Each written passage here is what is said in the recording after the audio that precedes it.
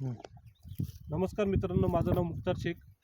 आपण आलेलो आहे येवला परिसरामध्ये घुमरे साहेब यांच्या मळ्यामध्ये. आपण काही दिवसांपूर्वी यांना ॲग्रीचे काही विस्टीज कंपनीचे काही खतं दिले होते, तर त्यांना काय रिझल्ट आला फक्त आपण त्यांना तोंडून विचारू. त्यांनी काय कोणते खतं वापरले आणि त्यांना काय रिझल्ट आला प्रत्यक्षपणे त्यांना विचारू. घुमरे साहेब, तुमचं नाव सांगा आणि तुमच्या गावाचं नाव सांगा.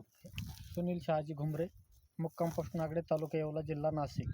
तर मी या रोपासाठी साहेबांनी जे मला दिलं होतं ॲग्रीमॉस म्हणून, ॲग्रीमॉस आणि 82 ॲग्री 82 याची फवारणी केली होती. पण त्याच्या रोपाच्या वाढीत एवढी वाढ झाली की ती पात आता कापावं लागते. अच्छा, ही कापावं लागते तुम्ही काय ॲग्री 82 आणि ॲग्री 82 वापरलं आणि ॲग्रीमॉस वापरलेलं. ही कांद्याची पात का बरं कापता? हे लोक फक्त वाढ जास्त झाली त्याच्यावर, कारण की ती पडल्यानंतर ती बुरशी पण लागेल आणि खराब पण होऊ शकते. त्यामुळे तुम्ही ती कांद्याची पात हे लोकांकडनं ते कापून